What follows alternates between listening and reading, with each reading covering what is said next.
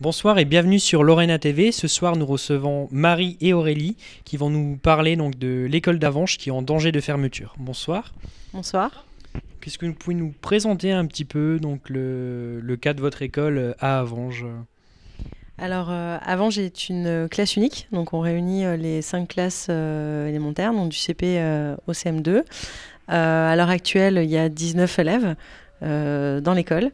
On a un fonctionnement d'une école classique, c'est-à-dire avec une institutrice qui vient tous les jours faire l'apprentissage aux enfants. On bénéficie d'un périscolaire qui est ouvert le matin, le midi, en fin d'après-midi, qui est ouvert les mercredis après-midi. Donc c'est vraiment une école comme une école qu'on pourrait, où on pourrait aller et être soit dans sa classe de CP, soit dans sa classe CE1. Là, le seul avantage, c'est que tous les enfants sont regroupés, travaillent ensemble tous les jours.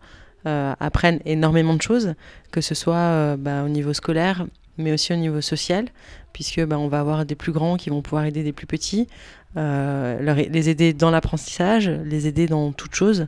Et les élèves sont vraiment apprennent à vivre ensemble tous les jours, apprennent le respect les uns envers les autres, puisque bien évidemment quand l'institutrice doit travailler avec les CM2, il faut que les autres groupes d'élèves restent calmes et fassent leurs exercices de leur côté.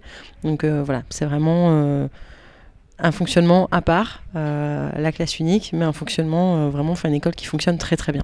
Parce qu'on ne s'attendait pas à ce que du jour au lendemain, on vienne nous dire votre école va fermer. Et un choc aussi parce que la perte de l'école, de cette classe unique, c'est la perte de toute une école, c'est la perte d'un lien vraiment très fort et très social au niveau du village. C'est un des derniers services publics du village. On fait énormément de choses, on organise beaucoup de choses. On a la kermesse, on a un marché de Noël, on a des ventes de calendriers en porte-à-porte, des ventes de spritz en porte-à-porte. Les habitants du village nous attendent avec les spritz et les calendriers chaque année. Et donc on va perdre tout ce lien social parce que c'est pas seulement fermer une classe, c'est fermer une classe unique et donc fermer toute une école. La fermeture de cette école, c'est vraiment la mort de la commune en fait. C'est la mort de la commune. C'est la mort de la commune. C'est, je pense, la tristesse aussi de beaucoup d'enfants, la tristesse de nous parents parce que oui, on se voit, on discute, ça nous permet de nous voir le matin, ça nous permet de nous voir à midi, de nous voir le soir, de discuter, d'organiser aussi, quand on organise la kermesse, c'est pareil, il faut qu'on discute, il faut qu'on se voit. Donc c'est très important pour nous. Ouais. Est-ce que vous avez un message, quelque chose pour l'éducation nationale? Le message, ça serait pourquoi, déjà, vraiment, pourquoi fermer une classe unique et donc fermer une école? Pourquoi faire disparaître cette école alors que cette école fonctionne, qu'on a de très bons résultats? Les élèves qui arrivent au collège se démarquent de par leur autonomie. Ils ont de très bons résultats scolaires aussi. Donc on n'est pas une école à problème, on n'est pas une école en difficulté. Donc c'est vraiment la question, c'est pourquoi? Il me semble qu'il y a quelques années, donc l'école était ouverte avec 9 élèves. Qu'est-ce que ça vous fait ça? Il y a de l'incompréhension de la part des parents. Nous, on attend plus de transparence de la part de l'éducation nationale parce qu'effectivement, il y a quelques années, c'est une école qui a fonctionné à 9 élèves.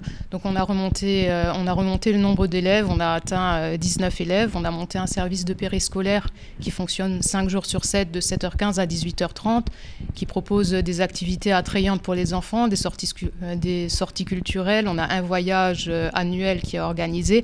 Donc, maintenant que tout ça est en place, on nous dit non, vous fermez. Donc oui, la question c'est pourquoi. Et là, vos prochaines actions, ça va être quoi? Alors les prochaines actions, donc là on a déjà mis en place des affichages aux entrées et sorties d'autoroute au niveau d'Avanges. On a mis un feu de protestation, feu de travaux dans Avanges de protestation, et on envisage le 15 mars de faire une grosse manifestation au niveau du giratoire qui relie Avanges à Thionville et à la 30, et de bloquer. C'est un grand mot, mais de ralentir les frontaliers et les gens qui vont aller travailler pour leur faire signer notre pétition et pour les rallier à notre cause. Et là, votre pétition est aussi disponible en ligne ou c'est uniquement papier? La pétition est disponible aussi en ligne. On a fait une pétition sur Avaz. On pourra partager le lien juste après, mais la pétition est disponible en ligne. Si vous voyez autre chose à rajouter? Moi, je voudrais juste lancer un appel aux parents qui hésitent encore éventuellement sur des classes uniques. leur dire que c'est vraiment, moi je vois en tout cas, j'ai mon fils qui est arrivé en CP, qui était timide et renfermé, qui s'est vraiment épanoui, qui maintenant n'a plus de difficultés à passer à l'oral, qui travaille très bien, qui travaille en autonomie, mais qui arrive très bien aussi à travailler avec les autres. Et je pense que c'est important. On a la possibilité, donc comme le disait Aurélie tout à l'heure, on a un super périscolaire qui met des actions en place vraiment géniales. On emmène les enfants dans des musées, au cinéma, au théâtre. On leur fait faire du tai chi une fois par mois. Ils font vraiment des activités diverses et variées. Et j'appelle. J'en appelle aux parents qui doivent inscrire leur enfant l'année prochaine dans une école, que ce soit du CP ou jusqu'au CM2, à se rapprocher de la mairie et à venir voir éventuellement, si elles le veulent, comment fonctionne l'école. Merci beaucoup d'être venu sur notre plateau et on espère que vous allez gagner cette bataille. Merci beaucoup.